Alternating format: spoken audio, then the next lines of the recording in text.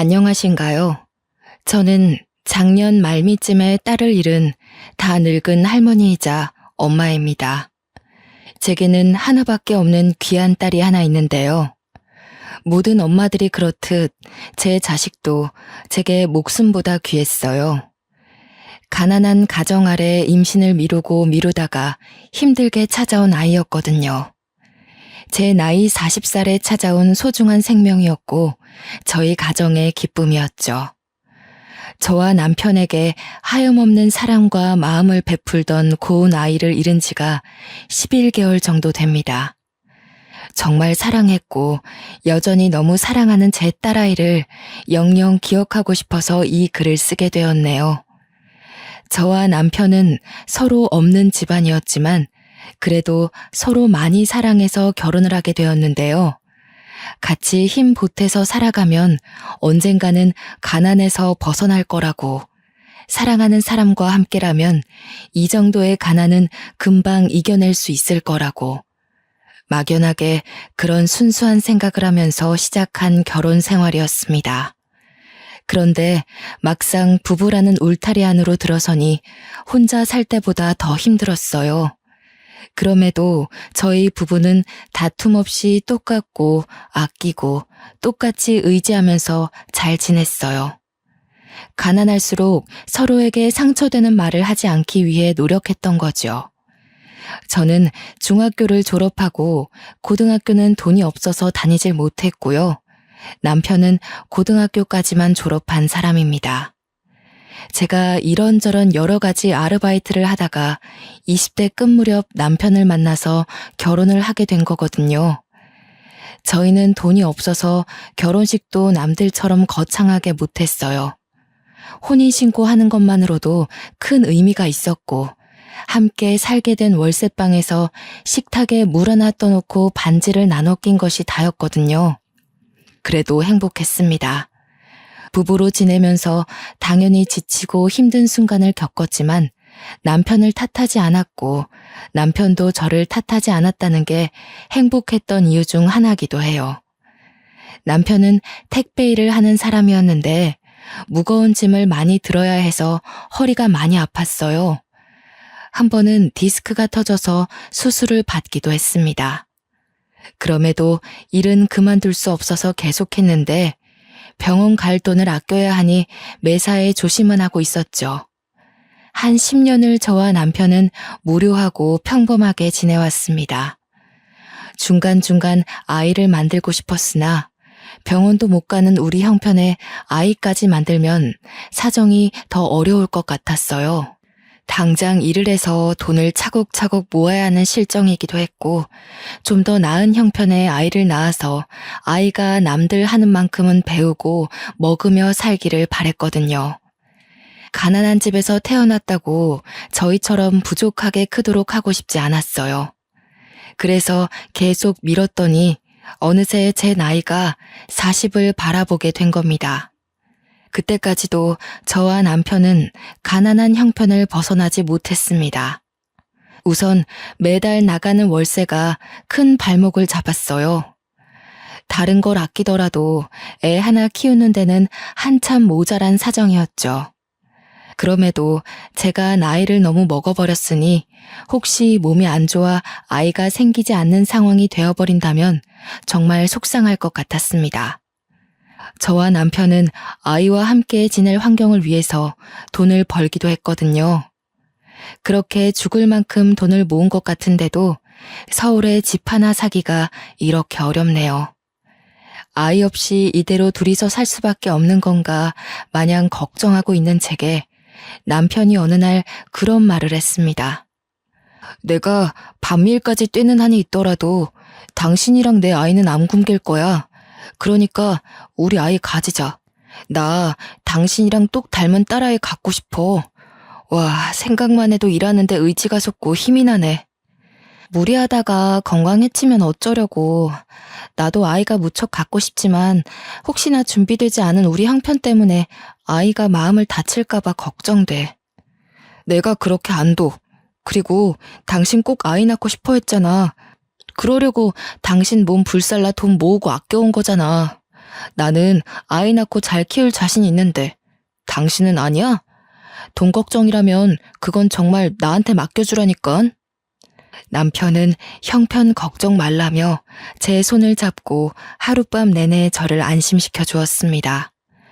남편이 주는 신뢰와 확신, 그리고 저 역시 아이를 보고 싶다는 마음이 더해져 남편과 저는 아이를 만들었죠. 사실 쉽지 않았습니다. 2년간 여러 번의 실패를 겪고 결국 나이 40을 맞이했을 때 제 딸이 찾아왔거든요. 남편이 제 몸을 생각해서 나이 40이 되면 아이는 포기하자고 했었는데 제가 고집부려서 노력한 결과였습니다. 저와 남편은 처음 딸아이를 품에 안은 그 순간을 아직도 잊지 못하고 있어요. 정말 뽀얗고 예쁜 딸아이였거든요. 간호사들도 우리 딸 예쁘다고 막 칭찬을 하는데 그 순간이 제 인생에서 가장 행복한 순간입니다. 이름은 고은이로 지었어요. 간호사들이 계속 곱다고 칭찬을 많이 해줘서 그 자리에서 짓게 된 이름이었죠. 제 딸은 시들어가던 저와 남편의 일상에 피로회복제와 같았습니다.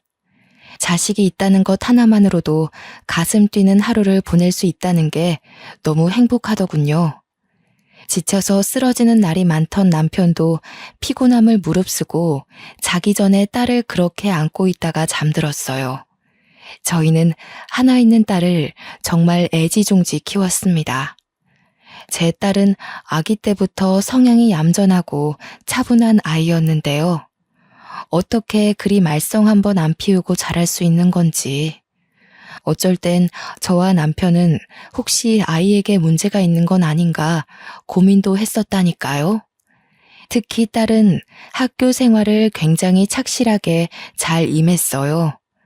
다른 집 자식들은 사춘기면 부모랑 말도 잘 안 섞는다는데 우리 딸은 집에만 오면 조잘조잘 있었던 얘기를 잘 떠들었어요.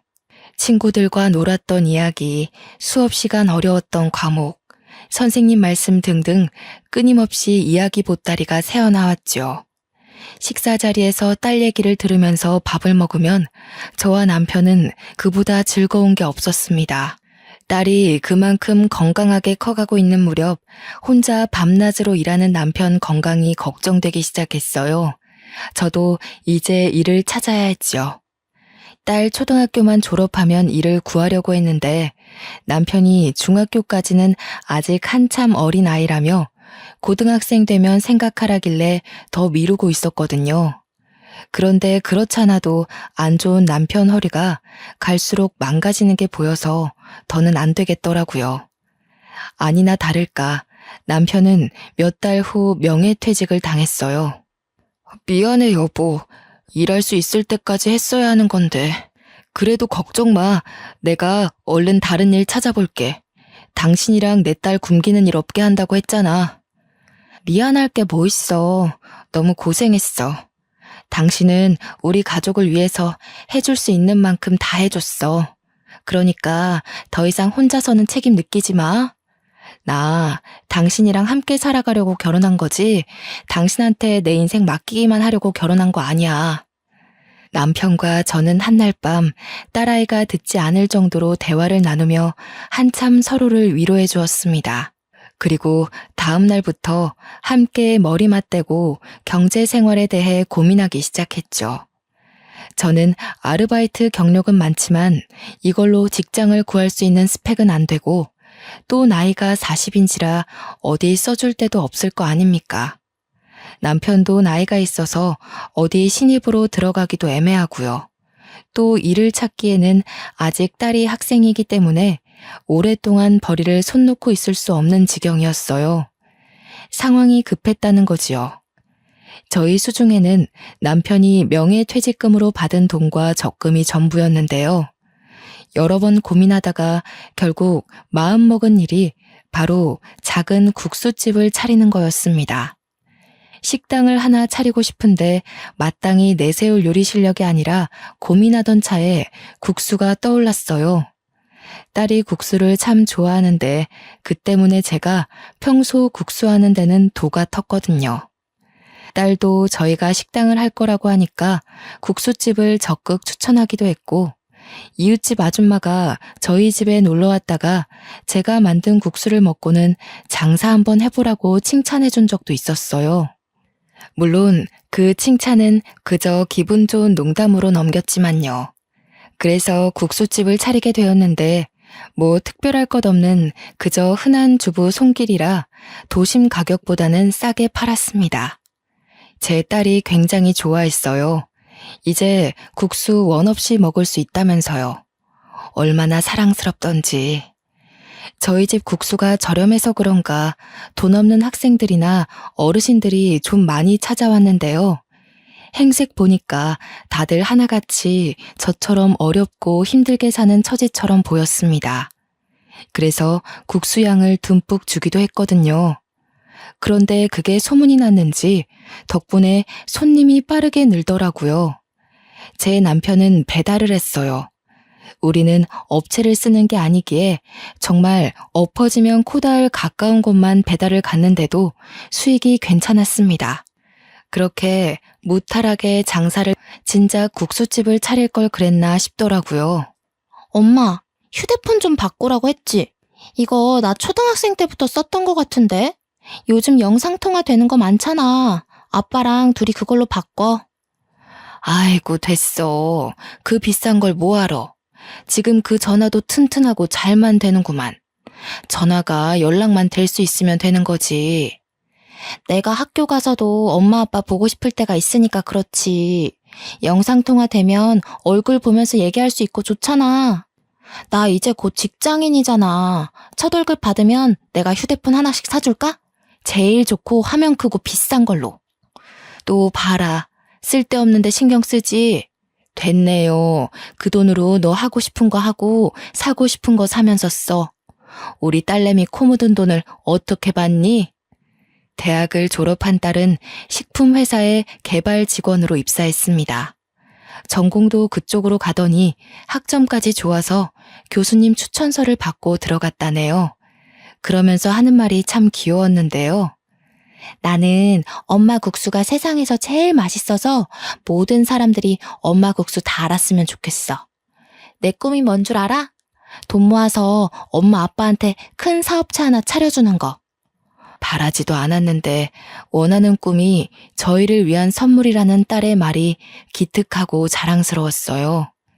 다 큰 어른이 되었는데도 국수를 먹기만 하면 꼭 옷에 한 가닥씩 흘리는 이 칠칠 맞은 아기가 언제 이렇게 커서 똑 부러지는 소리를 하나 싶더라고요. 건강하고 예쁘게 자라줘서 너무 고마웠지만 딸이 커간다는 건 저와 떨어져 지낼 날도 얼마 남지 않았다는 거잖아요. 당연히 좋은 사람 만나 시집을 갈 것이고 이러한 과정은 인간에게 있어 자연스러운 일인 거 아는데 참 상상만 해도 서운하더라고요. 딸이 행복하길 바라지만 헤어짐이 조금 늦게 오길 바랬어요. 그런데 그렇게 한없이 아기처럼 보이던 딸이 어느 날 같은 회사 직원이라며 결혼할 남자를 소개했는데요. 막상 걱정했던 일이 코앞에 닥치니 딸 낳고 상심을 해본 적 없던 제가 딸 몰래 며칠 동안 소가리를 했습니다. 그래도 딸 앞에서는 티내지 않았죠. 딸의 행복을 위한 길이니 축하해주고 싶었으니까요. 그런데 무슨 생각으로 그런 결정을 내렸는지 모르겠다만 딸과 사위 될 사람이 결혼을 한 뒤 아이를 가지게 되면 사위가 일을 그만두고 육아에 전념한다고 하는 겁니다. 사위가 평소 그걸 희망했고 영 집안일과 맞지 않다던 딸이 돈을 벌기로 했다네요. 솔직히 제 선에선 이해하기 어려운 가치관이었어요. 요즘 애들과 저 때의 생각이 차이날 수밖에 없다는 걸 이해하려 해도 걱정되는 건 어쩔 수 없었죠. 그래도 어쩌겠습니까? 둘이서 너무 확고한 마음을 가지고 있고 믿어달라고 씩씩하게 말을 하니 이 결혼을 허락할 수밖에요. 딸은 결혼하고 한 달 만에 임신을 했어요. 배가 남산만해진 딸이 출산할 때 전화해서 남편이랑 급하게 산부인과로 갔던 기억이 납니다. 엄마, 나이 40에 나 낳는다고 진짜 고생했겠다. 나는 지금도 버티기가 너무 힘든데 우리 엄마 얼마나 아팠을까? 그래도 내 아이 보면 그 고통 싹 사라질 만큼 기쁘겠지? 당연하고 말고 엄마가 너 낳고 얼마나 행복했는데 지금 잠깐 아픈 거 참으면 너무 사랑스러운 아이가 네 품에 안길 거야. 많이 아프면 소리 질러도 돼. 엄마가 옆에 있을게. 엄마, 나 진짜 이번에 느꼈어.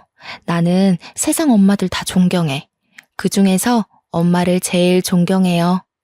태어나게 해줘서 진짜 고마워. 나 평생 엄마 아빠한테 효도할 거야. 딸 출산 때 분만실로 한 사람만 들어올 수 있게 해주었는데요. 딸이 사위를 두고 엄마랑 같이 있고 싶다고 해서 제가 들어갔어요. 제 눈에는 여전히 품 안의 아기인 딸이 자기 아이를 낳느라 힘들어하는데 그게 그렇게 가슴이 찢기는 기분이더라고요. 아이가 생각보다 잘 나오지 못하고 애를 조금 먹었거든요. 그 순간만큼은 태어날 손녀보다 제 딸 생각뿐이어서 그저 손녀가 원망스럽기도 했네요. 그래도 태어난 손녀가 너무 예쁘더라고요. 제 딸이 태어났을 때랑 얼마나 똑 닮았는지 굉장히 뽀얀 아기였어요. 제 딸을 낳았을 때와는 또 다른 행복감이 밀려오더군요. 그 손녀를 제가 가장 먼저 안아보았어요. 딸은 육아휴직으로 1년을 집에서 쉬다가 손녀가 2살이 되었을 때 결혼 전 약속했던 것처럼 사위랑 역할을 바꾸었어요. 그때부터 사위가 살림을 했고 딸이 직장에 나가서 돈을 벌어왔죠. 딸도 사위도 괜찮아 했고 이런 역할 분배가 적성에 맞다는데 저는 왜 이렇게 걱정이 되는지 저도 참 주책이더라고요. 사위가 알아서 잘하겠다만 그래도 투박한 남자 손길에 맡겨진 손녀가 염려되어서 사위에게 몇 달간 전화만 했었네요. 혹시 모르는 거 있으면 나한테 전화하고 괜히 사부인한테 전화했다가 잔소리 들을라. 너희가 잘하고 있다고 해도 어른들은 걱정될 수밖에 없거든. 또 귀한 아들 고생시킨다고 사부인이 우리 고은이 미워하면 어쩌니? 아닙니다. 장모님, 저희 어머니께서 고은이 엄청 좋아하세요. 여자가 야무지고 강단 있다고 고은이 때문에 저희 집이 잘 돌아간다고 했는걸요. 저보고 매일 고은이한테 엎드려 절하래요. 사위 인상이 참 좋다고 생각은 했었는데 시간 지나고 보니 인품도 참 훌륭하더라고요. 사돈댁 아량이 워낙 넓어서 사위까지도 올곧게 자랐나 보다 그런 생각이 들었죠. 또 사위는 반찬까지 훌륭하게 만들어낼 정도로 완벽하게 집안일을 하고 있었는데요. 한번 딸의 집에 놀러 갔다가 사위가 만든 음식을 대접받고서 아주 깜짝 놀랐답니다. 이게 정말 강서방이 다 준비했다는 말이니? 내가 살면서 보도 못한 음식들이 한상이네. 이게 무슨 일이라니? 사부인 솜씨가 좋아서 배운 건가? 가정집에서 이런 요리를 먹게 될 줄은 몰랐네. 엄마, 말도 마. 이 사람이 고등학생 때부터 요리를 해서 시부모님 밥상을 차려주고 그랬대. 대박이지 않아? 집안일을 얼마나 잘하는지 전생에 현모양처 아니었나 모르겠어. 맞아요. 나는 할머니 국수 다음으로 아빠 음식이 제일 맛있어. 아빠, 오늘 저녁은 뭐 차려줄 거야? 나 파스타 먹고 싶은데. 딸 말대로 사위는 그야말로 집안 살림살이를 완벽하게 해내고 있더라고요. 그렇다고 육아일을 소홀히 하는 것도 아니었습니다. 초등학생 아이가 먹을 음식까지 따로 해내는 유능함까지 보였어요. 저와 남편이 사위의 살림 실력에 얼마나 놀랐는지 한참 웃었답니다. 어쩌면 저보다 더 꼼꼼하고 자부할 수 있었어요. 우리 사위가 이런 사람이다 하고 동네방네 자랑하고 싶기도 했고요. 그동안 제가 걱정했던 게 민망하고 미안할 정도였다는 거죠. 저는 그 후로 사위에 대한 근심을 완전 끊어버렸습니다. 세월이 참 빠른 게 서로 정신없이 살고 각자의 생활에 적응하다 보니 어느새 딸이 낳은 손녀가 벌써 중학생이 된 겁니다. 그때까지도 딸 부부는 문제없이 참 행복하고 단란하게 잘 살았어요.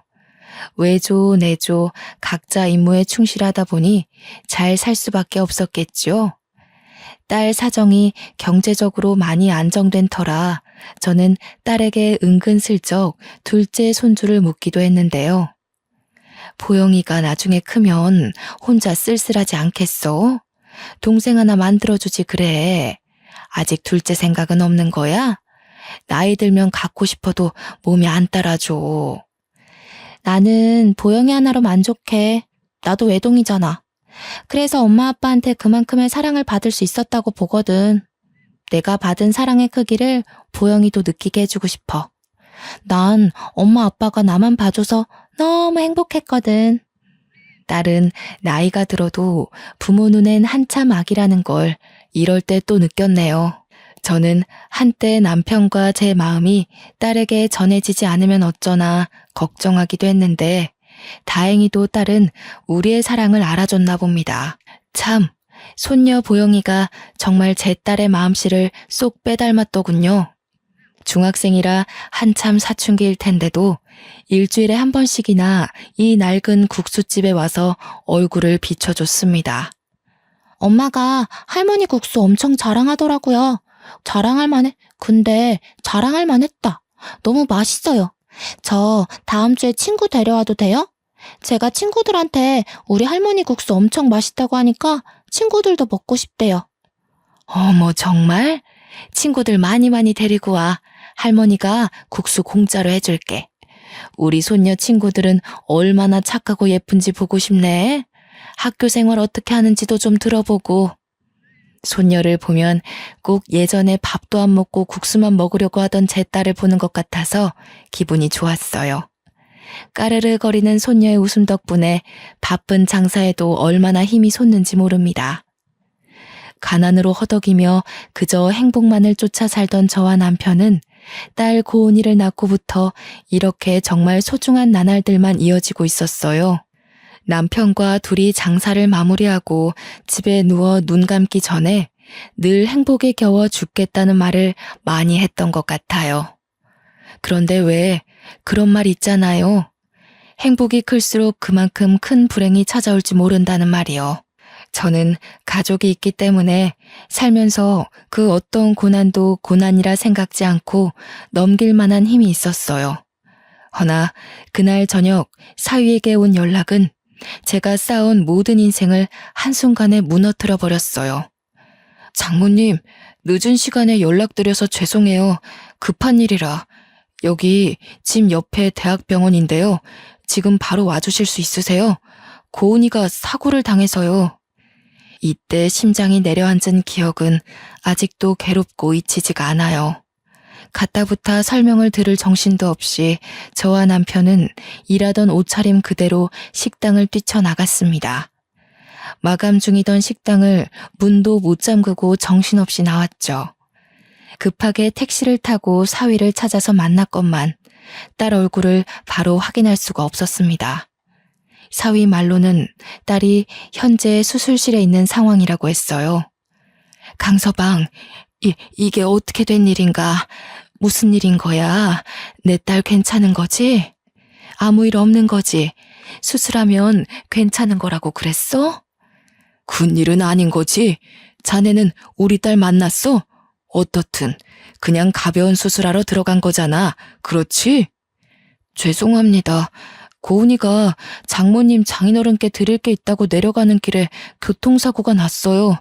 혼자 다녀오겠다고 가길래 이렇게 될 줄은 몰랐는데 그렇게 혼자 보내는 게 아니었는데 이미 병원에 올 때부터 뇌사 상태여서 경과가 좋지 않을 거라고 해요.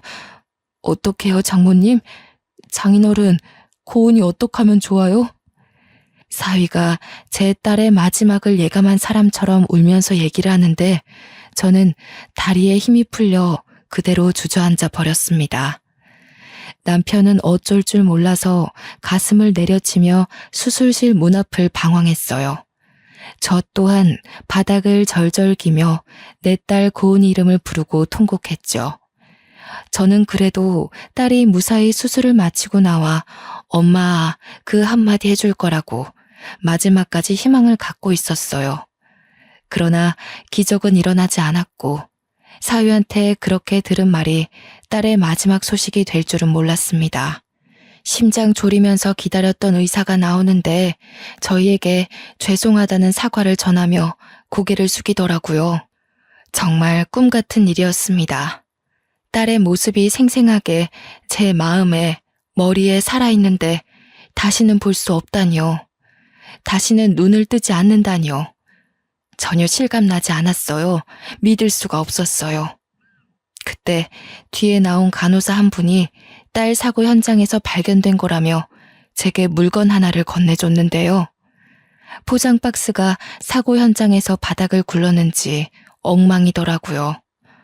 다 허물어진 그 박스를 열었더니 휴대폰 2짝이 있는 거 아니겠습니까? 어제까지만 해도 제 딸이 그 예쁜 얼굴로 영상통화를 하면서 제 폰이 오래돼 영상이 계속 끊긴다고 새 폰 사주겠다는 걸 말리느라 투닥거렸거든요. 그게 딸과 가장 최근에 한 통화였어요. 자꾸 이상한데 돈 쓰지 말라고 조금 혼을 내기도 했네요. 그 자리에서 최신 폰을 받자마자 정말 졸도할 뻔했습니다. 눈물이 앞을 가리는데 숨쉬기가 힘들더라고요. 그리고는 나중에 딸이 천에 가려진 채로 실려 나왔고 그 자리에서 한참이나 딸을 쥐고 대성통곡을 했어요. 천을 걷어내 곤히 자고 있는 딸을 보듬어 안으며 손을 주무르며 그렇게 몇 분 동안 딸 이름을 부르며 울부짖었습니다. 나중에 들은 말인데 딸이 졸음운전하는 차에 부딪힐 뻔한 어르신을 구하려다가 변을 당했다고 하는 겁니다. 그 어르신이 저와 비슷한 또래였다고 해요. 제 딸이 이승을 떠난 게 모두 다 제 탓 같아서 너무 괴로워 미치는 줄 알았습니다. 우리 딸이 왜 차라리 나를 데려가지? 나를 잡아가지. 왜 우리 딸이에요? 내 딸이 얼마나 착하게 살았는데. 고은아, 엄마한테 얼른 와. 엄마가 목숨 내놓을게. 제발 엄마한테 와, 고은아. 보영이는 어쩌고 그렇게 가버리니? 왜 이렇게 엄마 옆에 짧게 있다가 가버려? 저는 빈소에 마련된 딸 사진 앞에서 한참을 엎드려 하늘을 원망했습니다. 할머니, 저 엄마가 너무 보고 싶어요. 엄마가 내일 맛있는 거 사준다고 학교 야자 빼라고 했었는데 이제 엄마 못 보는 거예요? 다시는 엄마를 볼 수 없다는 게 너무 무서워요, 할머니. 아이고, 가여운 내 손녀. 보영아, 어떡하면 좋니? 이렇게 어린 것들 두고 어떻게 엄마가 갈 수 있다니? 할머니가 미안하다. 네 엄마 지켜주지 못해서 미안해. 어린 나이에 엄마를 잃은 손녀를 부둥켜 안고서 딸 이름을 얼마나 불렀는지 몰라요. 그렇게 3일을 눈물로 보내고 마지막으로 납골당 안치까지 정리했는데 도무지 그 앞에서 발걸음이 안 떨어지는 겁니다. 그 당시 저는 아직 우리 딸과 안녕할 준비가 안 되었고 하룻밤 지나면 이 모든 게 꿈일 것만 같았습니다. 딸한테 전화와서 또 휴대폰으로 잔소리 들을 것만 같은데 바로 내일 다시 볼 수 있을 것만 같은데 인사를 해야 한다뇨. 아직 내 품에 안았던 그 어린 아기의 온기를 여전히 기억하고 있는데 보내주라니요. 저는 납골당 앞에서 정신을 잃을 정도로 또 눈물을 흘렸고 사위가 저를 부축해줘서 겨우 납골당을 벗어날 수 있었습니다. 사위는 저와 남편을 국수집 앞까지 차로 태워다 줬어요. 그때서야 국수집 문을 안 닫고 나섰다는 걸 알았죠. 이 때문에 얼마나 정신없었는지 또 한 번 실감났네요. 다행히도 식당은 별다른 변을 당한 게 없어 보였습니다. 손님들이 카운터 앞에 놓인 수첩에다가 몇 자의 걱정하는 메모를 적은 것만 있었어요. 사위와 남편이 가게를 정리하는 동안 저는 테이블 앞에 주저앉아 딸이 준 휴대폰만 쥐며 또 한참을 울었는데요. 앞으로 살아갈 날이 너무 무섭더라고요. 과연 내가 내 딸 없는 세상에서 살아갈 수 있을까?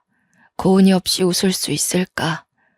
내 딸의 따뜻한 품, 다정한 눈빛, 함께한 세월을 가슴속에 묻을 수 있을까? 너무 자신이 없어서 한없이 무너져만 갔죠. 일어서고 싶은 마음도 없었어요. 그래서 그 뒤로 가게 문 앞에 사정을 설명하고 당분간 일을 나가지 않았습니다. 이 식당을 차리게 해주고 마음먹게 힘을 준 딸이 이 세상에 없는데 제가 일할 의지가 어디 있겠습니까? 아무것도 할 의욕이 없어서 집에서만 그렇게 시름시름 앓는 걸 어느 날 사위가 집으로 오라고 연락이 왔더라고요. 딸의 짐을 정리하기도 해야 해서 저와 남편은 마음을 추스르다 말고 딸 집에 올라가게 되었습니다. 제 딸의 물건을 정리하면서 하나둘 실감을 해나갔고 딸을 잊지 않기 위해 딸의 모든 흔적을 새기고 또 새겼어요. 장모님, 장인어른, 제가 이제 일을 나가봐야 해요. 그럼 보영이 혼자 집에 있어야 하는데 괜찮으시다면 저희 집에서 지내주실 수 있으세요? 보영이가 엄마 보고 싶어서 많이 힘들어하는데 장모님이 같이 계셔주면 위로받을 수 있을 것 같아서요. 그래, 보영이가 많이 힘들어하지? 그 어린 것이 엄마를 잃었는데 얼마나 가슴이 아플고. 나도 고은이 아빠랑 둘이 있는 것보단 보영이랑 같이 있는 게 나을 것 같네. 강서방은 신경 쓰지 말고 바깥일 봐. 그런데 나이가 차서 어디 일 구할 데가 있으려나 모르겠네. 최대한 알아봐야죠. 그렇잖아도 결혼하기 전에 일했던 선배한테 연락을 해봤거든요. 전문직은 아니고 11개월 계약인데 급한 대로 그것부터 시작해볼까 해요. 자네도 마음 추스를 시간이 필요할 텐데 강서방도 강서방대로 많이 힘들 거 아니야. 우리 고은이가 그렇게 가버려서 자네도 얼마나 속이 썩어 있겠어. 장모님, 장인어른 앞에서 철부지처럼 보이기 싫은데 솔직히요, 고은이가 너무 보고 싶어요. 장모님, 제가 고은이 없이 살아갈 수 있을까요? 벌써 너무 힘든데 버틸 수 있을까요? 당장이라도 고은이 보고 싶은 마음에 무너질 것 같아서 정말 힘이 드네요. 자네가 참 고은이를 아껴줬는데 내 딸도 자네 마음 다 알고 있을 거야. 우리 강서방 불쌍해서 어쩌노. 이 젊은 사람 딱해서 어쩐다니. 사위는 장례식 내내 주변 상황과 장례 절차를 챙긴다고 슬퍼할 여유도 없었습니다. 또 저와 남편을 보필한다고 마음 놓고 울지도 못했겠죠. 그런 사위가 제 앞에서 어린아이처럼 서럽게 울기 시작하는데 그 모습이 너무 가여웠어요. 저는 또 한참을 사위와 부둥켜 안고 눈물을 흘렸네요. 저와 남편은 딸 집에서 한동안 사위 손녀와 같이 지냈어요. 사위는 고등학생 손녀를 키워야 하기 때문에 직장을 다니기 시작했고 손녀도 저를 할머니 이상 엄마로 생각하며 슬픔을 극복해 나갔어요. 저희가 딸 없이 이렇게 지낸 지 7개월 정도가 지났을 때였습니다. 저는 손녀가 하교하면 먹을 국수를 끓이고 있었고 남편이 집안 청소를 하고 있는데 누가 집에 초인종을 누르는 겁니다. 그 시간에 올 사람이 없었거든요. 사위도 손녀도 오려면 3-4시간은 더 있어야 했고요. 그리고 보통 자기 집에 오는데 초인종을 누르지는 않잖아요. 인터폰을 확인하고 문을 열었는데 웬 곱상한 아주머니 한 명과 정장 입은 남자가 서 있었어요. 누구세요? 하고 물었더니 저와 또래 같던 그 아주머니가 제 딸 이름을 말하는 겁니다. 그때 왠지 모르게 심장이 철렁 내려앉더군요. 예, 제가 고은이 엄마 되는 사람입니다. 제 딸이 김고은 맞는데 누구시죠? 집은 어떻게 하시고 찾아오신 건지. 아이고, 정말 오래 찾았습니다. 사장님께서 본래 계시던 곳이 국수가게 맞지요? 따님에 대해 드릴 말씀이 있어서 정말 방방곡곡을 뒤졌어요. 누군지 모를 그 아주머니가 우리 딸에 대해 잘 알고 있는 것 같아서 일단은 집에 들였습니다. 차 한 잔 대접해주고 남편과 함께 앉아서 대화를 나누기 시작했는데요. 저는 또다시 울음을 터뜨릴 수밖에 없었고 기절초풍할 뻔했죠. 다름 아닌 이 아주머니가 제 딸이 구해주다 희생을 하게 된 그 어르신이라는 겁니다. 아가씨랑 정말 짧은 만남이었지만 저는 소중한 인연으로 생각하고 있어요. 제가 당시 집안의 문제 때문에 가출을 했었는데 수중에 돈이 없었거든요. 근데 사장님 따님께서 20만 원의 택시비를 쥐어주더라고요. 제 딸이요? 아이고, 이런 인연이 있다니요. 우리 아이가 마음이 좋다 보니 모른 체 하지 못했나 봅니다. 어릴 때부터 남을 위하는 마음이 큰 아이였거든요. 네, 정말로 마음씨 좋은 아가씨였죠. 그래서 제가 잊지 못하고 그 아가씨를 찾고 싶었던 거예요. 그렇게 찾던 중에 안타까운 소식을 들어버렸네요. 부디 다시 만날 수 있길 바랬는데. 아주머니 말로는 자식이 한 식품 기업의 첫째 며느리인데 거기 회장이 죽기 전 집안의 재산 문제 때문에 버선발로 내쫓겼고 돈 없이 내쫓기는 바람에 이틀 동안 먹지도 못하고 굶으면서 거리를 걸어 다녔다더군요. 그걸 딸이 제 집으로 휴대폰을 갖다 주러 내려오다가 발견했고 태워드리고 싶으나 가는 길이 너무 급해서 20만 원의 돈을 쥐어준 거라고 합니다. 그런데 하필 그 순간 감기약으로 졸음운전한 차가 돌진했다는 거죠. 제 딸이 이 아주머니를 밀어내고 자기가 사고를 당한 거라네요. 아주머니는 당시 바로 119에 신고를 했으나 제 딸을 따라오지는 못했대요. 사고는 정말 가슴 아팠지만 아주머니는 딸이 준 20만 원으로 용기를 얻어 재산 다툼에서 이겼고 반드시 제 딸의 흔적을 찾아 꼭 보답하겠다고 전국을 뒤졌던 거랍니다. 사장님께서 괜찮으시다면 저도 아가씨의 기일을 챙기고 싶습니다. 부담 가지지 마시고 허락해 주세요. 저 또한 아가씨에게 은혜를 입은 사람이 아닙니까? 이 늙은 사람이 어린 영혼을 대신 희생하게 해서 미안하다고 꼭 사죄를 드리고 싶어요. 그런 말씀 마세요. 제 딸은 분명 그런 일이 생긴다면 자기 죽을 줄 알더라도 또 뛰어들었을 겁니다. 제 딸이 그런 아이예요. 그래도 고맙습니다. 제 목숨줄 끊길 때까지 제 딸이 어떻게 세상을 뜨게 됐는지도 모르고 죽는 줄 알았는데 이제야 마음이 놓이네요. 제 딸을 온전히 보내줄 수 있을 것 같아요. 정말 죄송합니다. 사장님, 제가 고개를 들 면목이 없습니다. 그 아까운 젊은 사람을 이렇게 허망하게 가도록 만들고 아가씨 가족들에게 씻을 수 없는 상처를 안겨줬습니다. 너무 죄송합니다, 사장님. 딸이 구해줬다는 아주머니와 대화를 하니 마치 딸이 곁에 있는 기분이 들어서 또 너무 그립더군요. 아주머니도 결국 눈물을 보이셨어요. 진심으로 고개를 숙이면서 사과를 하는데 저는 그러지 말라고 말리면서도 정작 울음을 멈출 수가 없더라고요. 남편이 곁에서 제가 진정할 수 있도록 다독여주느라 애썼을 겁니다. 아주머니도 제가 안정을 찾을 때까지 기다려주면서 마음으로 같이 우리 딸을 그렸어요. 감히 보상으로 사장님 두 분의 마음을 달래드릴 수 없다는 거 압니다. 하지만 꼭 해드리고 싶어요. 그게 그 어여쁜 아가씨에 대한 저의 예의고 저 또한 그 좋은 아가씨가 그렇게 떠난 것이 무척 죄스럽고 보고 싶거든요. 제 제안 받아주시겠습니까? 꼭 부탁드려요. 아주머니가 제안한 보상은 다름 아닌 꽤 규모가 있는 식품 사업체 사장 자리였습니다. 깜짝 놀랐어요. 저는 그저 낡은 국수집 하는 평범한 주부일 뿐인데 그런 큰 기업의 사장이라니 말도 안 된다고 생각했죠. 그런데 아주머니의 생각은 확고하더라고요.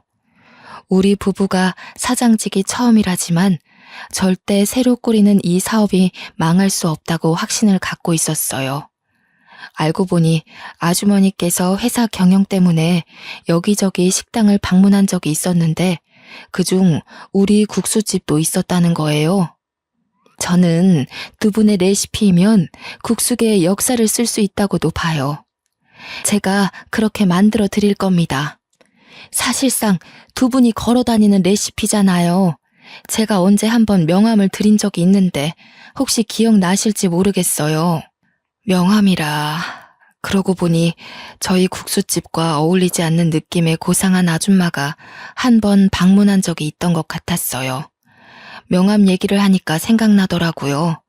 그때 그 아줌마가 저희 국수 맛있다고 이 레시피를 더 키워보고 싶은데 생각 있으면 전화를 달라고 하면서 명함을 주었거든요. 당연히 저희는 큰 장사에는 관심이 없어서 연락을 안 했었어요. 그런데 그때 그분이 눈앞에 이분이라는 게 믿기지 않아서 잠깐 놀라 있었죠. 저도 아가씨의 흔적을 찾다가 알게 된 사실이에요. 아가씨 부모님이 제가 꽂혔던 국수집 사장님이라는 게 많이 놀라웠거든요. 이게 다 아가씨가 이어준 인연인가 봅니다. 아주머니는 말로는 저희 국수집을 처음 방문했을 때부터 사업 계획서를 짜놨다고 하는 겁니다. 대충 설명을 해주길 본점을 시작으로 차차 전국의 사업체를 확장시켜 나가고 싶다고 했어요. 어떻게 이런 인연이 있을 수 있는 걸까요? 아주머니가 하는 말을 듣는데 문득 제 딸이 우리한테 큰 사업체 차려주는 게 꿈이라며 자랑스럽게 얘기하던 모습이 떠오르더군요. 정말로 죽은 딸이 마지막으로 저희를 위해서 주는 선물일까요? 죽어서도 이 못난 엄마 아빠를 지켜봐주고 챙겨주고 있는 걸까요? 마치 딸의 효심이 하늘에서도 전해 내려진 것 같았어요. 그렇잖아도 다 늙은 사람 둘이서 언제까지 사위한테 기댈 수 없는 노릇이고 또 사위도 다 늙은 나이에 신입으로 들어간 거라 연봉이 낮아서 문제였는데 일자리가 필요하긴 했거든요. 아무래도 딸의 선물이 맞나 봅니다. 식구들이 어렵게 지내는 걸 지켜보고서 또 자기 몸 불살라 우리를 살려주는구나 생각이 되었어요. 너무 과분하지만 저는 아주머니 제안을 받았습니다. 남편도 저와 같은 생각을 했는지 고은이가 우리한테 마지막까지 효도를 하고 가네라며 눈물로 아주머니 제안을 감사히 받더군요. 덕분에 저희 부부도 사위랑 손녀도 경제적인 걱정은 없어졌어요. 경제가 안정이 되니까 모두 마음의 여유가 생기더라고요. 사위는 저희가 받은 식품 기업에서 부사장 자리를 맡고 있는데요. 그 아주머니께서 사람을 보내주는 덕에 친절하게 교육을 받고 있답니다. 저랑 남편은 이렇게 큰 사장 자리가 처음이라 실수가 많았지만 그래도 딸이 준 마음이라고 생각하여 열심히 익히며 배우고자 노력하는 중이에요. 지금은 수도권 쪽에 사업체 몇 군데가 확장되었고요. 한동안 사업 경영을 익히느라 정신없이 세월을 보냈다 보니 어느새 딸 기일이 다가왔더라고요. 이 사연을 쓰게 된 것도 내일이 1년 만에 찾아온 딸의 첫 기일인데 오랜만에 딸과의 지난 날을 추억해보고자 또 딸과의 세월을 기억하고자 시작한 일이었습니다. 청승맞게도 쓰면서 또 울기만 했네요. 키보드를 몇 번이나 닦았는지 모릅니다. 그래도 딸 생각하며 손녀를 돌보고 있다 보니 손녀를 통해 제 마음을 많이 위안받고 있어요. 제 딸이 자기와 똑 닮은 손녀를 낳아준 게 얼마나 고마운지 몰라요. 내일 기일에는 시댁 식구까지 함께 딸을 보러 가기로 했답니다. 저희는 손녀를 위해 아직 사위네 집에 함께 살고 있는데요. 시댁 식구들이 일찍 집에 방문한다고 해서 그만 컴퓨터를 끄고 자야 될 것 같아요. 마지막으로 하늘에 있는 딸에게 제 마음이 전해지길 바라며 몇 마디 남겨보고 싶네요. 사랑하는 내 딸 고은아, 엄마는 아직도 내 딸이랑 함께한 시간을 마음속에 고이 품고 있어. 착한 우리 딸. 위에서도 엄마 아빠 걱정으로 두 발 뻗고 못 자는 건 아닌지 몰라. 엄마랑 아빠는 네 남편이랑 사랑스러운 손녀와 같이 잘 지내고 있으니까 우리 걱정 그만하고 하늘에서만큼은 정말 네가 원하는 것만 하고 지냈으면 좋겠다. 짧은 시간이었지만 엄마 아빠의 딸로 와줘서 너무 고마웠고 평생 사랑할게. 엄마 아빠는 우리 고은이랑 함께 지낸 순간이 전부 소중하고 행복했어. 또 볼 수 있었으면 좋겠다. 다음에도 꼭 엄마 아빠 딸로 와줘야 한다. 너무 고마워. 고은이 덕분에 우리 모두 웃으면서 살았어. 보고 싶다, 우리 딸. 안아주고 싶어. 내 딸아, 내일 엄마가 식구들 데리고 찾아갈게. 예쁜 우리 딸, 오늘 잘 자고 내일 보자. 아이고, 제가 또 눈물이 나서 안 되겠네요. 제 사연은 그만 여기서 마무리하도록 하겠습니다. 모두들 평안하시길 기도하겠습니다. 감사합니다.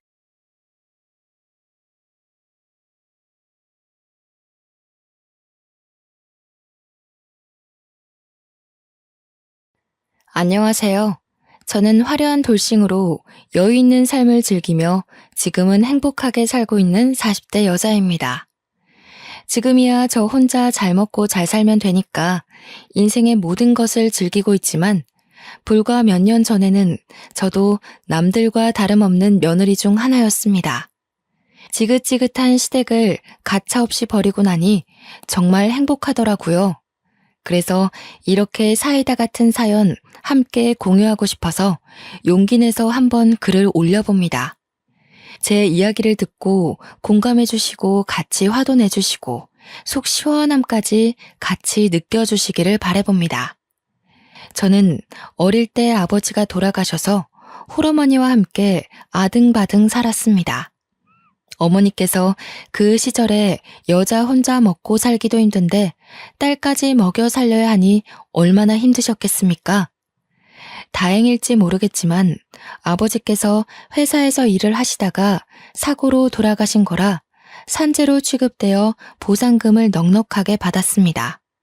그래서 그 보상금으로 야금야금 두 식구가 살다가 어머니께서는 이대로는 안 되겠다 싶으셨는지 가게를 차리셨어요.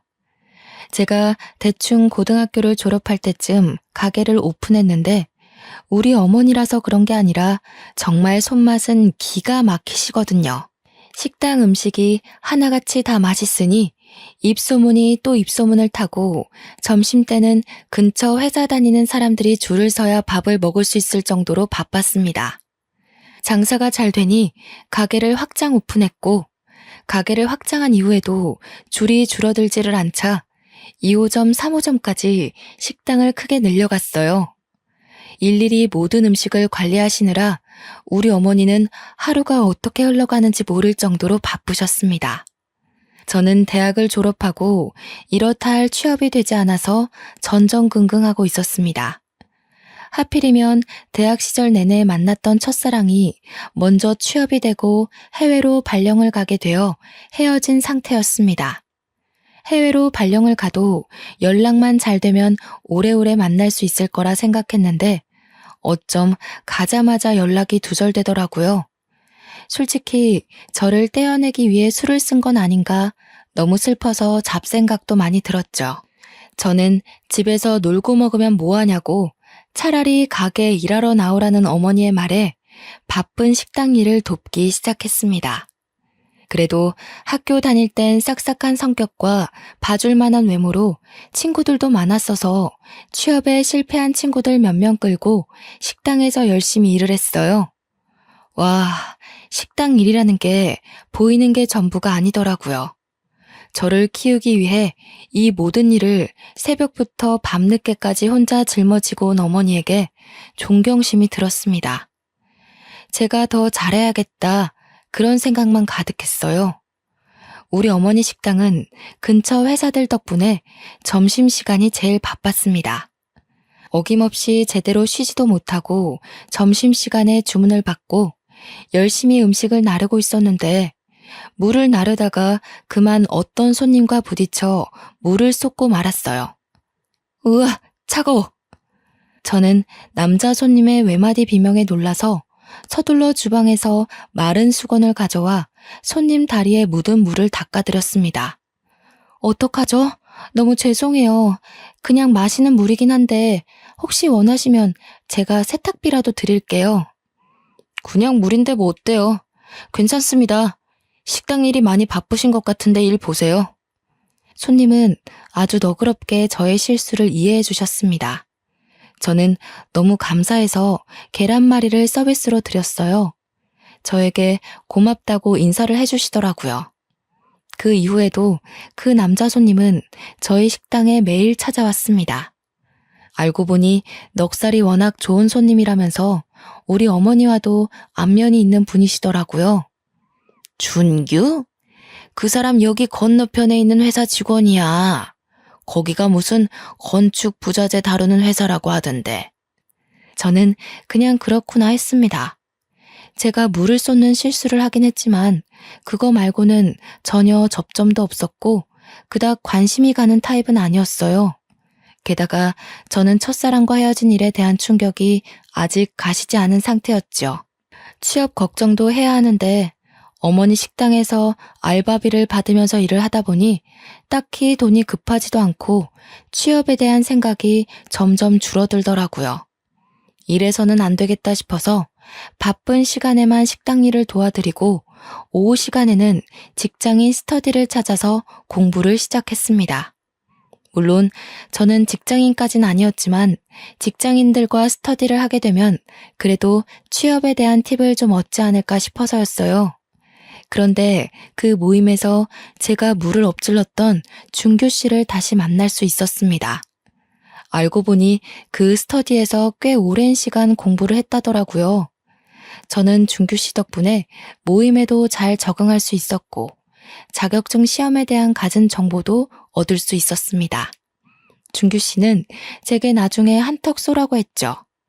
그렇게 스터디가 끝나고 제 취업 준비에 발벗고 나서주는 준규 씨와 몇 번 따로 만나 밥을 먹게 되었고 자연스럽게 데이트를 시작했습니다. 보고 싶었던 전시회도 보러 가고 취미생활이 서로 비슷해서 영화도 자주 보고 그랬어요. 첫사랑과 헤어졌다는 아픔이 오래 남긴 했지만 적극적으로 저에게 구애를 하는 준규 씨에게 마음이 살살 기울었습니다. 저희 어머니도 자고로 양복 입고 출근하는 회사원이 가장 좋은 거라면서 저와 준규 씨를 응원해 주었고요. 그래서 우리는 결국 사귀게 되었고 알콩달콩한 연애를 6개월 정도 했습니다. 제 나이가 고작 26살이었지만 번듯한 직장도 있고 저에게 적극적인 그 남자와 결국 결혼까지 꼴이 나게 되었습니다. 결혼을 하고 처음에는 신혼생활이 즐겁기만 했어요. 시댁의 간섭이 조금 귀찮긴 했지만 그걸로 인해 부부싸움을 해본 적은 없었습니다. 하지만 결혼한 지 1년이 채 안 된 무렵 남편의 회사에 아주 큰 횡령 사건이 일어났고 나비효과처럼 중소기업이었던 회사가 무너지기 시작했습니다. 3개월간 월급도 받지 못한 채 출근하다 결국 회사가 부도가 나버렸고 남편은 하루아침에 실직자가 되었습니다. 그동안 쌓아두었던 퇴직금 또한 날려버리게 되었어요. 저희는 1년 넘게 수입이 전혀 없었던 상황이라 결국 카드비까지 떠안게 되었고 월세를 내지 못해서 집 보증금까지 모두 다 써버리고 말았죠. 여보, 이제 우리 어떡해? 주인 아줌마가 다음 주까진 나가래. 우리 오갈 데도 없는데 그냥 친정에 들어가는 건 어때? 그게 무슨 소리야. 쪽팔리게 친정에 들어가서 어떻게 먹고 자고 하겠어. 그러지 말고 우리 집에도 남는 방 있으니까 거기 들어가서 살자. 시댁에 들어가자는 거야? 그럼 어떡해. 넌 결혼한다고 취업도 아예 손 놨고 나 혼자 우리 두 사람 몫을 버느라 얼마나 힘들었는지 알아? 나도 우리 부모님 품에서 좀 쉬자. 내가 언제 맨날 놀기만 했어? 우리 엄마 식당 일 도와드리고 했지. 그러지 말고 우리 엄마 식당 하나 받아서 운영하는 건 어때? 월 수익이 꽤 되는데. 내가 여태 양복 입고 출퇴근한다고 얼마나 우리 부모님께서 뿌듯해 하셨는데 내가 지금 고무장갑 끼고 식당 일하게 생겼어? 넌 그렇게 생각이 없어? 내가 그러려고 4년제 대학 나와서 자격증까지 줄줄이 딴 줄 알아? 남편은 쪽팔리다는 이유로 저희 어머니 식당에서 절대 일할 수 없다고 고집을 피웠어요. 저는 직업에 귀천이 없다는데 우리 어머니를 그렇게 하등하게 생각했다는 사실에 너무나도 큰 충격을 받았습니다. 더불어 식당 일이 쪽팔리다고 말하는 남편에게도 너무나도 실망했고요. 하지만 정신 못 차리고 사업을 시작해볼까 한다면서 이곳저곳 기웃거리는 남편을 보니 친정에 들어가면 엄마가 많이 걱정하실 것 같더라고요. 그래서 어쩔 수 없이 남편 따라 시댁에 들어가게 되었습니다.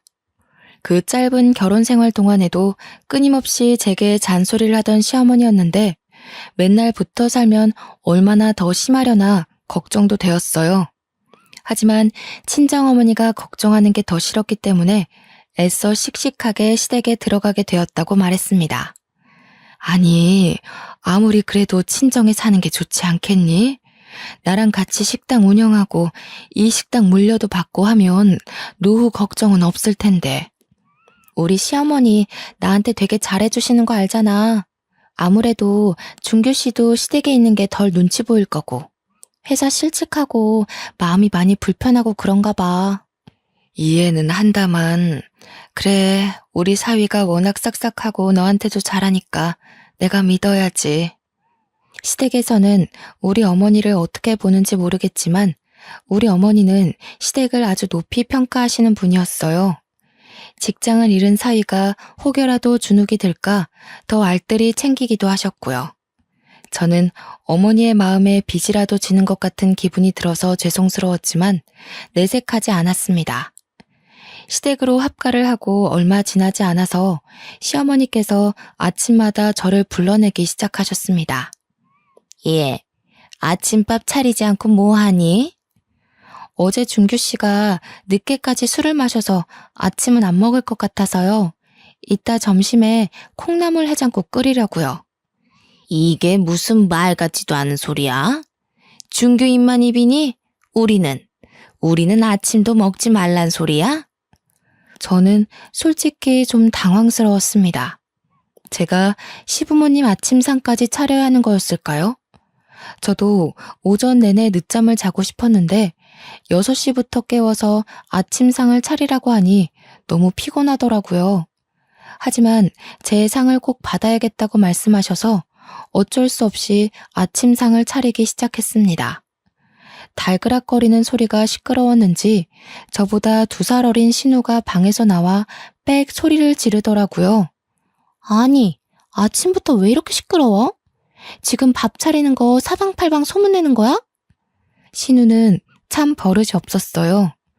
아무리 그래도 제가 손윗사람인데 존댓말까지 바라지도 않아요. 그치만 적어도 말은 예쁘게 해야 하지 않겠어요? 앞뒤가 없는 사람처럼 제게 막말을 쏟아내는 부류 중 하나였죠. 나도 밥 먹게 수저 놔줘. 아니, 근데 무슨 반찬이 나물밖에 없어? 순 야채 투성이네. 아, 밥맛 떨어져.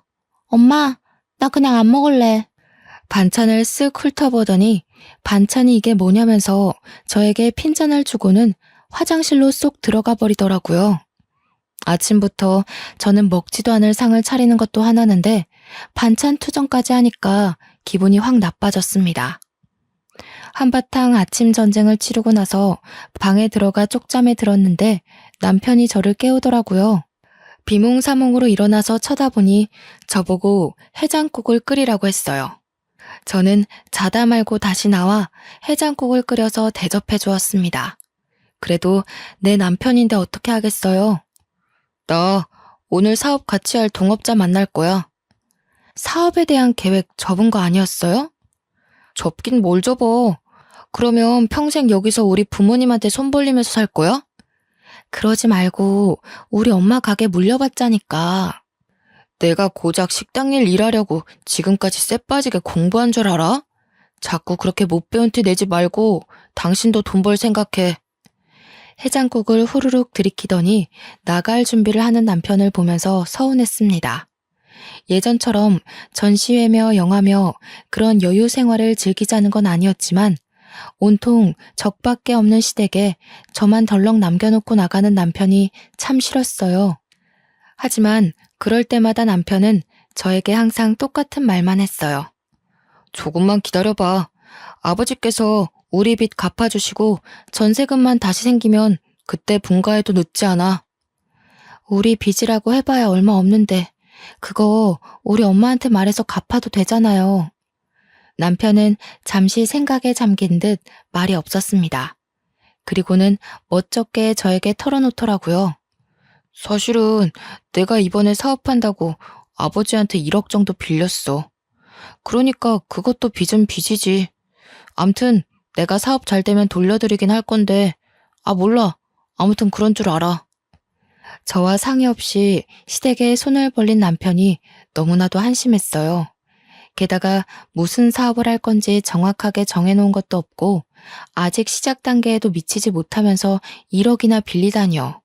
철이 없어도 너무 없는 거 아닌가 하는 생각까지 들었습니다.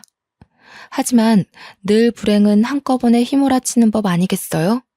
남편이 같이 동업하려던 회사 사람이 알고 보니 횡령범이었고 남편의 1억도 꿀꺽한 채 사라지고 말았습니다. 남편은 망연자실해서 돌아왔고 이 이야기를 전부 전해들은 시부모님 또한 난리가 났습니다. 당장 돈 내놓으라고 호통을 치는 시아버지 때문에 저희 부부는 그날 바로 돈을 벌기 위해 힘써야 했습니다. 전 친정어머니 가게에 나가 정식으로 일을 배우기 시작했고 남편은 막노동이라도 뛰어야겠다면서 아침 일찍 인력사무소에 출근을 했어요. 저는 아들에게 돈 내놓으라고 막노동까지 시키는 시부모님도 솔직히 이해가 가진 않았지만 사고를 친 건 저인데 어떻게 하겠습니까? 저는 아침 일찍 어머니의 식당으로 출근해서 재료를 사입하는 법부터 차근차근 모든 일을 배우기 시작했어요. 나가서 일을 하면 시어머니의 밥 타령에서 벗어날 줄 알았는데 식당에서 일하니까 앞으로 집에서 더 맛있는 반찬 많이 만들어 달라고 하시더군요. 그렇게 일도 하고 남편도 챙기고 거기다가 시부모님의 수발까지 들어야 했습니다. 아침에 6시에 일어나 밥을 차리고 식당에 7시 반까지 출근을 하고 오픈 준비를 위해 식자재를 고르고 하루 종일 서빙에 설거지에 음식 조리에 계산까지 두루두루 하고 9시에 퇴근하면 출출하다는 시부모님께 야식을 만들어드리고 그 와중에 설거지며 빨래며 하나도 안 해놓고 빈둥빈둥 쉬기만 하시는지 밀린 집안일까지 다 끝내면 11시가 훌쩍 넘더라고요. 그러면 쓰러지듯 잠이 들어서 다시 6시부터 일어나 밥을 차리기 시작했죠. 다행히도 식당 일이 잘 되어서 주말에는 쉬겠다고 어머니께서 공표를 해놓으신 부분이라 월요일부터 금요일까지만 열심히 일하면 됐어요. 하지만 주말이라고 시댁살이 또한 휴가를 낼 수 있는 게 아니었습니다. 주말에도 아침부터 아침상을 차리고 집 청소기 싹 한번 돌리고 걸레질까지 하고 나면 점심시간이라 점심을 차리고 점심 먹고 난 뒤 설거지하고 빨래하고 쓰레기 버리고 나면 또 저녁 시간이고 쳇바퀴에 갇혀버린 쥐처럼 그렇게 쉴 새 없이 일했습니다. 신우는 정말 자기 속옷 하나 빨지 않는 그런 사람이었어요. 그런 주제에 시어머니보다 더 저에게 일을 시키고 싶어서 안달이 난 사람처럼 굴었습니다. 얼마나 어이가 없었는지. 아니, 내가 분명히 이 옷 비싼 거라고 손빨래 해달라고 했잖아. 이거 어떡할 거야? 레이스가 다 너덜너덜. 이거 비싼 거라고. 그럼 신우이가 직접 빨지 그랬어요.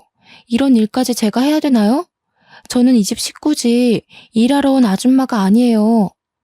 어머나, 무서워라. 지금 나한테 눈 부릅뜨고 말하는 거야? 우리 엄마한테 다 이른다. 일러요. 누군 엄마 없는 줄 아나. 나도 우리 엄마한테 다 이러면 되지. 참나. 그래서 내 옷 어떻게 할 건데? 그걸 왜 나한테 그러냐고요. 앞으로 신우 건 신우가 알아서 빨아요. 그거 하나 제대로 못해서 어디 시집이라도 가겠어요? 직접 해요. 이게 어디서 말대답이야? 내가 뭘 제대로 못한다고 난리셔?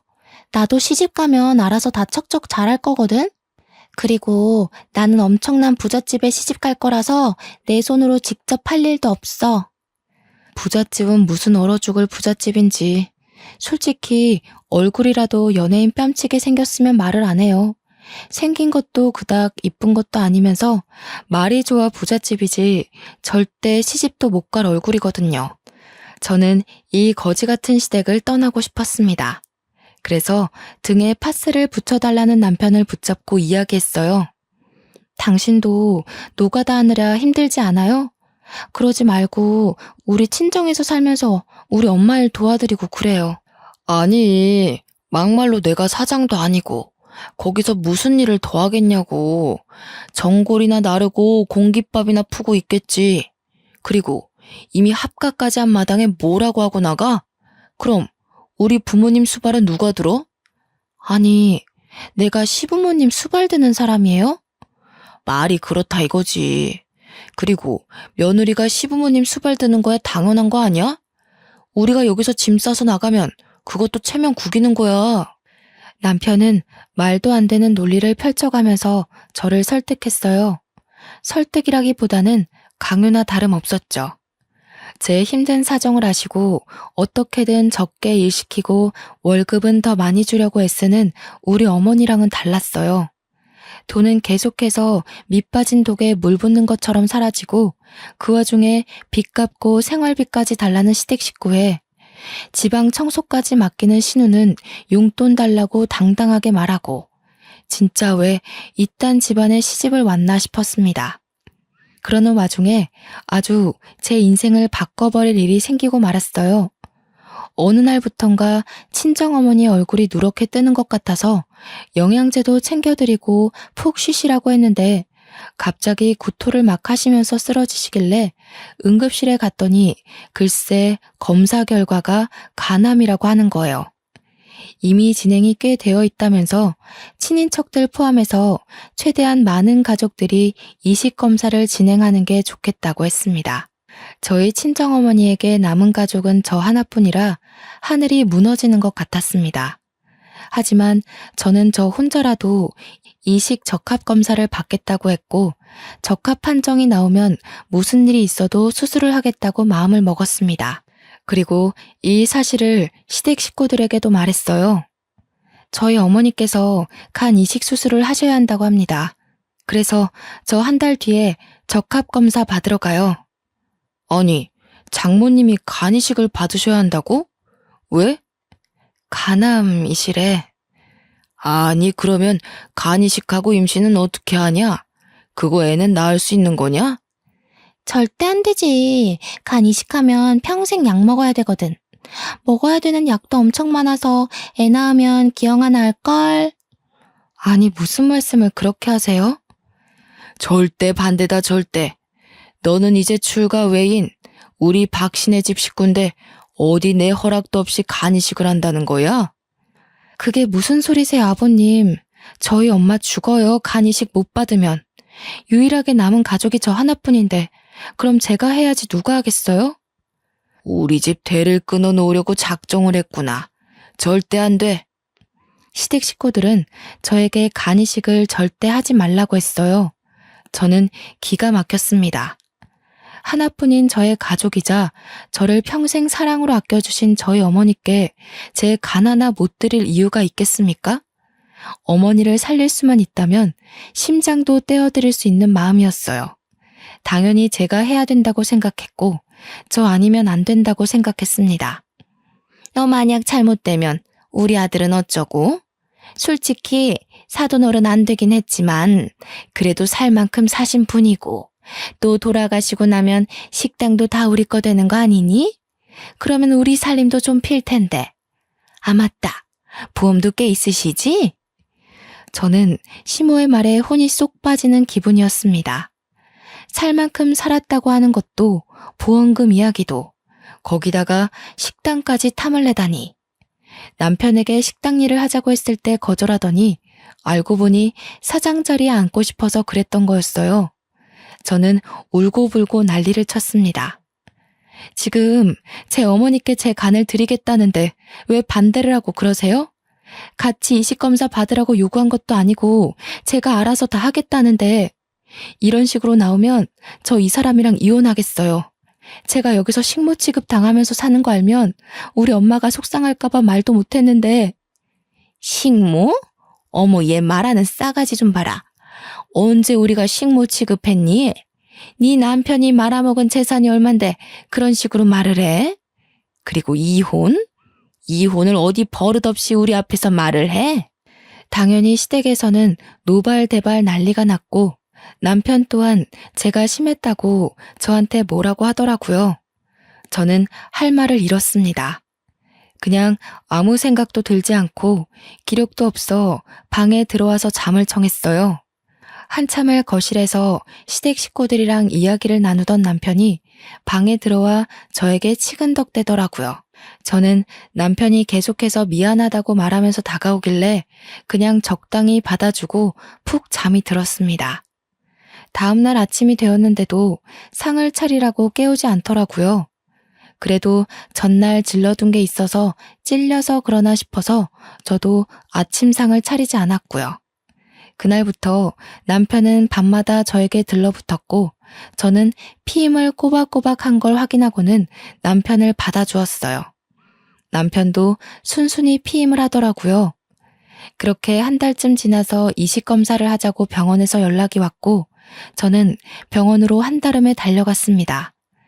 어디 가냐고 묻는 시부모님에게 병원 간다고 하면 못 가게 할 것 같아서 일하러 나간다고 거짓말을 하고는 갔죠.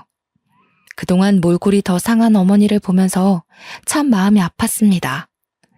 병원에서는 어머니께 입원을 권유했고 잠정적으로 식당을 제가 맡기로 하고 어머니를 얼른 입원시켰어요.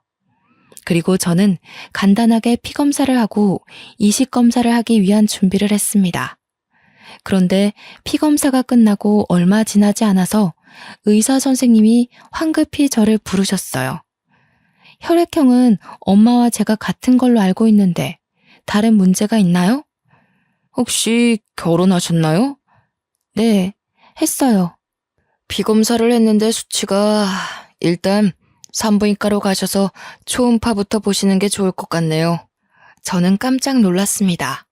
의사의 지시에 따라 산부인과로 옮겨 초음파를 보았고 거기서 아기집이 보인다는 소리를 들었습니다. 산모님 축하드려요. 아직 아기집만 보이긴 하는데 자궁의 자리도 잘 잡은 것 같네요. 2, 3주 뒤에는 심장 소리도 들어볼 수 있을 것 같아요. 언제 내원하시겠어요? 저는 눈물이 왈칵 쏟아졌습니다. 너무나도 소중한 새 생명인데 하필이면 이런 타이밍에 찾아오다니 하늘도 무심하다는 생각이 들었습니다. 분명 피임도 매번 까먹지 않고 하고 있었는데 어떻게 임신이 된 건지. 결국 병원에서는 임신 초기 단계이고 절대 안정을 취해야 된다고 했고 간이식 검사도 할 수 없다고 했습니다. 저는 울고불고 매달렸지만 산모는 절대 안 된다는 의사 선생님의 말에 좌절하고 말았어요. 결국 친정어머니도 이 사실을 알게 되셨고 저의 손을 꽉 잡아주셨어요. 새 생명을 잉태하다니 정말 장하다 내 딸. 나는 앞으로 얼마 못 살 운명이었던 거야. 우리 딸은 꼭 예쁜 아이 낳아서 좋은 것만 보게 하고 키워. 알았지? 저는 엉엉 울고 말았죠. 결국 퉁퉁 부은 눈으로 시댁에 돌아오니 가자미 눈을 하고 시어머니께서 저를 째려보시더라고요. 너 병원 가서 이식검사 받았지? 내가 혹시나 싶어서 식당 가보니까 문 닫았더라? 나쁜 기집애. 지 잘못되면 우리 아들은 어쩌라고 그런 위험한 짓을 기어코 하겠다고. 그만 좀 하세요. 소원대로 간이식 못하게 됐으니까 저 좀 냅두시라고요. 왜? 부적합하대? 이식 안 된대? 당신 나한테 할 말 없어요? 우리 피임 잘했잖아요. 근데 어째서 임신했대? 정말? 우리 친정어머니는 오늘 내일 얼만큼 살지도 모르는 마당에 제가 임신했다는 소식을 밝히자마자 시댁은 마치 경사라도 난 듯 웃음꽃이 폈습니다. 시부모님도 남편도 얼싸안고는 아이가 태어나면 이름을 뭘로 지어야 하는지, 딸인지 아들인지 지들끼리 이야기를 나누느라 정신이 없더군요. 저는 그런 시댁 식구들에게 일말의 정까지도 모두 떨어졌습니다. 결국 저희 친정어머니는 이식을 받지 못해 병원이 깊어지셨고 병원에 입원한 지 3개월 만에 그렇게 하늘나라에 가셨습니다. 저는 친정어머니를 보내고 오느라 정신이 없는 와중에도 장례를 치렀어요. 아이를 가지는 바람에 결심했던 이혼도 미루게 되었죠. 모든 장례가 끝나자마자 남편은 숨겨두었던 본색을 드러냈습니다. 가게 말인데 그거 운영을 내가 하면 좋을 것 같아. 그게 무슨 소리야? 고무장갑 끼고 일 못하겠다며. 식당 일 하려고 4년제 대학 나온 거 아니라며. 왜 소리를 지르고 그래? 어차피 사장님 하는 건데 식당이나 사업이나 그게 그거지. 그리고 사장이 고무장갑 끼는 거 봤어? 어차피 운영은 당신이 다 할 줄 알고 나는 관리만 하겠다는 거지. 우리 준이도 취직시켜주고 우리 엄마 아빠도 2호점 3호점 운영하고 하면 딱이겠다. 저희 어머니께서 피땀 흘려 일궈낸 사업을 홀라당 가져가겠다고 하는 그 모습이 정말 짐승 같았습니다. 저는 절대로 안 된다고 했어요. 절대 안 돼. 싫어? 우리 엄마 가게 탐내지 마. 그렇게 욕심부려서 좋을 게 뭐가 있어. 이제 남은 건 우리 부모님 뿐인데. 장모님도 오히려 좋아하실걸? 부모님 노후 준비도 해드리고 당신은 덜 피곤하고 좋잖아. 맞아. 언니, 마음을 좀 곱게 써. 이제 남은 건 우리 엄마 아빠 뿐인데 부모님처럼 모셔야지. 안 그래? 근데 언니, 나 궁금한 게 있는데 언니네 엄마 사망보험금 얼마 받았어? 저는 신우이의 말에 눈을 확 흘겼습니다. 우리 어머니 돌아가신 지 일주일도 안 돼서 마치 보따리라도 내놓으라는 듯 구는 시댁 식구들의 신물이 났어요. 도대체 사망보험금은 왜 물어보는 건지 진짜 우라통이 터져 나갈 것 같았습니다. 우리 엄마 사망보험금이 왜 궁금한데요? 억 단위 아냐? 아니, 나 이번에 시집 갈 것 같은데 그 집이 좀 부잣집이거든. 내 인생 쫙 핀 거지. 근데 나보고 인테리어랑 홍수랑 체어오라잖아. 한 2억 정도 들 것 같더라고. 언니네 엄마 보험금으로 해결하면 안 될까? 이거 완전 미친년 아냐? 뭐? 언니, 지금 나한테 미친년이라고 한 거야? 그래, 솔직히 언니 입장에선 좀 그럴 수 있지. 욕해도 되니까 2억만 해줘. 알다시피 우리 엄마 아빠 노후자금을 오빠 사업자금 해줬다가 망한 거 기억나지? 그럼 언니가 해줘야지. 내가 저렴하게 알아보긴 했는데 독일제로 넣으려니까 값이 좀 있긴 하네. 솔직히 하늘에서 지켜보는 사돈어른도 지금 네가 혼자서 돈 꽉 쥐고 있는 것보다 가족한테 쓰는 걸 더 기뻐하실 게다. 그러지 말고 보험금 받은 걸로 한 2억만 해줘라. 당연히 더 있으면 더 줘도 되고. 저는 소리를 꽥 질렀습니다. 화병이 날 것 같아서 가슴을 퍽퍽 때리며 주저앉아 울었습니다. 한참을 울고 있는데 머리가 핑 돌면서 갑자기 어지럽더라고요. 멍하니 어지러움을 이겨내려 하고 있는데 남편의 외마디 비명이 들렸습니다. 구급차 불러! 저는 그렇게 정신을 잃고 쓰러졌습니다. 삐삐 하는 소리와 함께 슬며시 정신이 들어 눈을 떠보니 병원 천장이 보이더라고요. 죽은 건지 산 건지도 모를 정도로 정신이 없었죠. 그때 귓가에 소리들이 들려오기 시작했습니다. 남편과 시댁 식구들의 대화였어요. 저는 잠에서 깬 걸 들키지 않으려 눈을 다시 감았습니다. 진짜 그 타이밍에 애가 딱 들어서서 다행이지.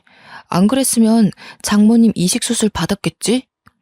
안 그래도 안 들키게 구멍 잘 뚫어놓았으니 망정이지. 아니 근데 쟤도 참 불쌍한 인생이지 뭐냐. 덕분에 우리 가족한테는 잘 됐지만. 오빠가 호구 하나 제대로 물었지 뭐. 간이식 수술해야 하는 타이밍에 딱 애가 생겨. 친정엄마 죽자마자 애도 유산되고. 저 몸으로 어떻게 식당 운영하겠어? 그러니까 차근차근 식당 뺏어오란 말이야. 그나저나 2억은 주려나? 보험금 대충 알아보니까 그 정도 나온다며? 내가 다 일일이 전화해서 알아봤지. 준이 너 부잣집에 시집가면 오빠 모른 척하면 안 돼. 알지? 걱정 말고 돈이나 잘 챙겨 놓으셔. 대화를 들으면서도 속으로 지금 듣고 있는 게 드라마가 아닌 현실이 맞나 싶었습니다. 이불 밑에서 몰래 휴대폰으로 녹음 어플을 켜서 대화도 다 녹음했어요. 이제 유산도 했겠다. 식당만 잘 인수하면 소원대로 이혼해줘야지. 안 그래도 내가 요즘 진짜 기가 막힌 여자애 하나 물었거든? 얼굴도 이쁜데 몸매도 좋아. 내가 유부남인 거 알면서도 명품백 한두 개 쥐어주니까 나한테 들러붙더라. 바람난 거 안 들키게 잘해. 괜히 책 잡혔다가 빈털털이 되는 수가 있어. 걱정 마. 쟤 전혀 눈치 못 챘어. 아직 제 마취 안 깬 것 같은데 우리 커피라도 마시고 오자. 나 목말라 죽겠어. 아니 무슨 유난이라고 온 가족이 다 출동해서 이러고 있어? 빨리 가자. 시댁 식구들이 모조리 다 병실을 나가고 나서야 눈을 떴습니다. 녹음 파일을 재생해보니 아주 선명하게 그들의 파렴치한 행각들이 녹음되어 있었습니다. 저는 눈물만 주룩주룩 흘렸어요. 대충 1시간쯤 지났을까 남편이 돌아왔고 제가 깨어있는 걸 보더니 유난을 떨면서 제 걱정을 하는 척 했습니다. 인스턴트 미역국까지 사왔더라고요. 안타깝게도 우리 아이는 유산됐어. 당신이 그동안 고생을 많이 했나 봐. 아이는 다시 가지면 되는 거니까 그동안 우리 몸 관리 잘하자. 알았지? 저는 그 가식에 구역질이 날 것 같았지만 꾹 참았습니다. 병원에서 퇴원을 하자마자 저는 이혼 소송 준비를 시작했어요. 제가 이혼 소송 준비하는 걸 까마득히 몰랐던 시댁 식구들은 저에게 가게 운영을 내놓으란 식으로 말했고 신우는 2억을 달라며 졸랐습니다.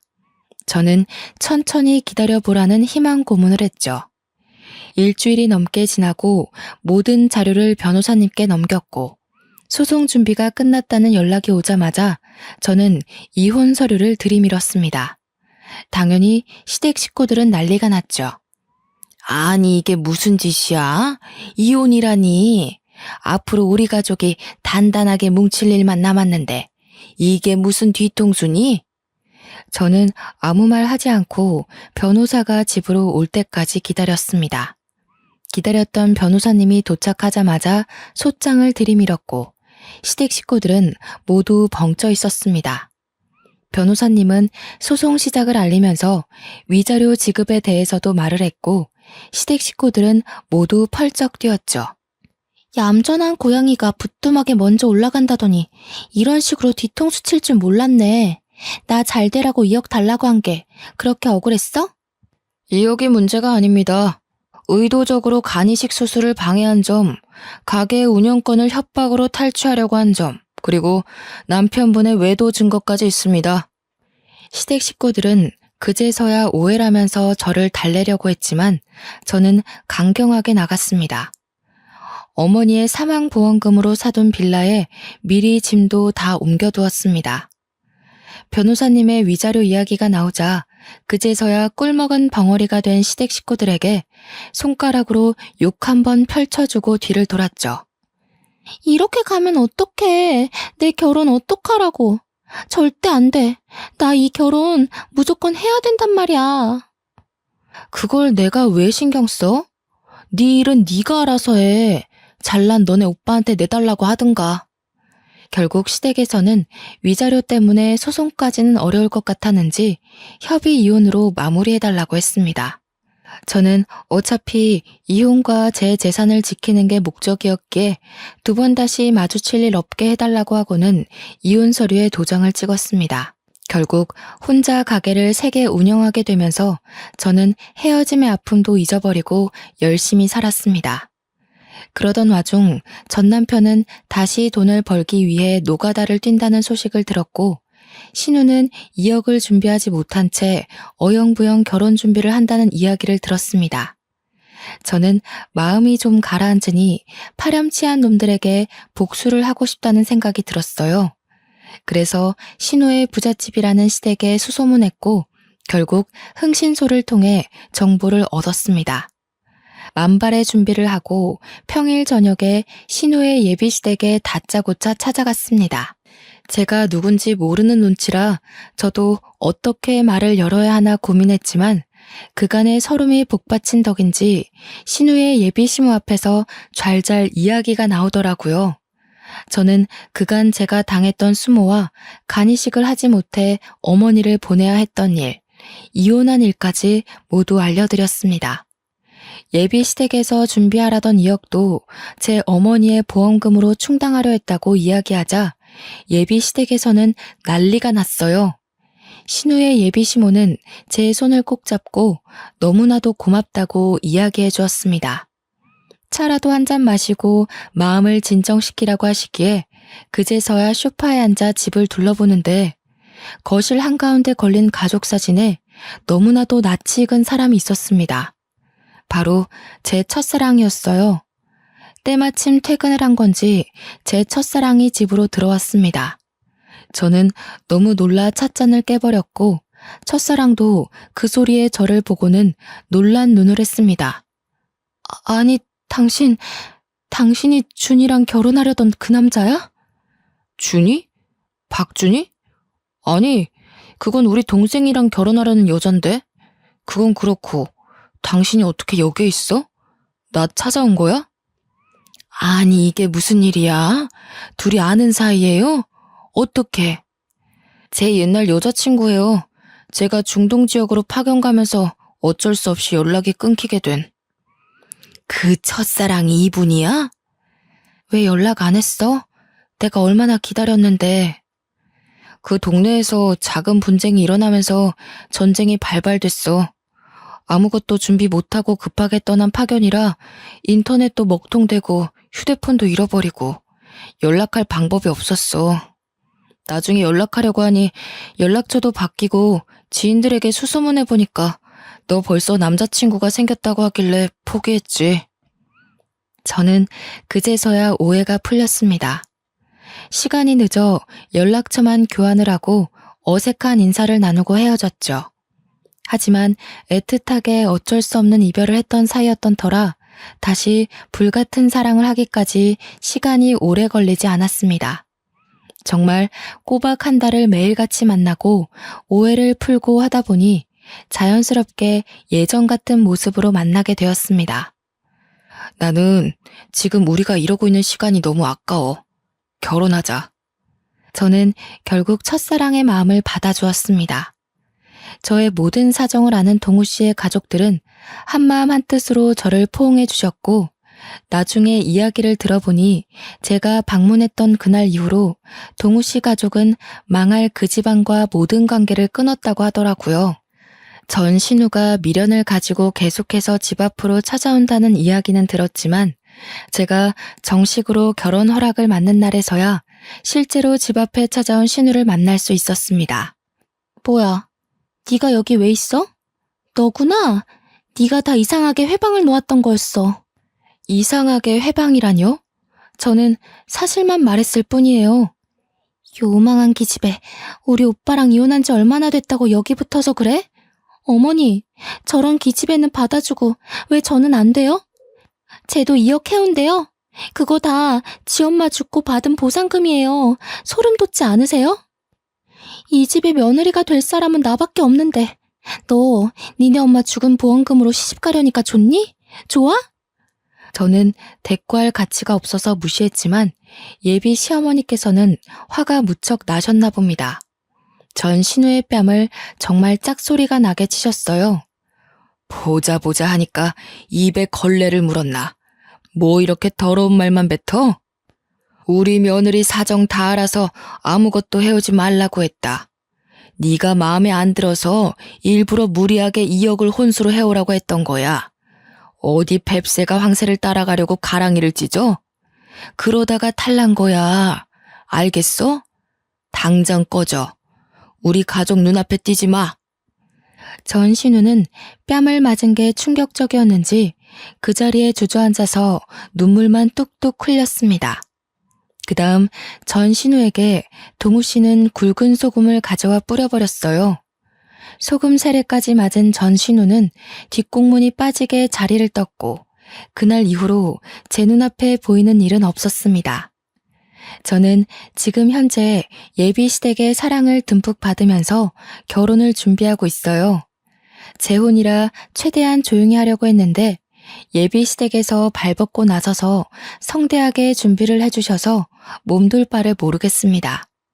이제 가족의 연을 맺게 된 동우 씨의 동생도 전 신우의 실체를 밝혀주어서 너무 고맙다며 쑥스럽게 제게 인사를 하더라고요. 저의 고생길은 여기서 끝이 난 것 같습니다. 여전히 식당을 잘 운영하고 있고 동우 씨도 무리하지 않는 선에서 저를 도와주고 있고요. 인생의 볕들 날은 언제고 기다리면 오는 것 같습니다. 사연을 들어주신 여러분에게도 곧 행복한 일들만 가득하길 바라겠습니다. 감사합니다.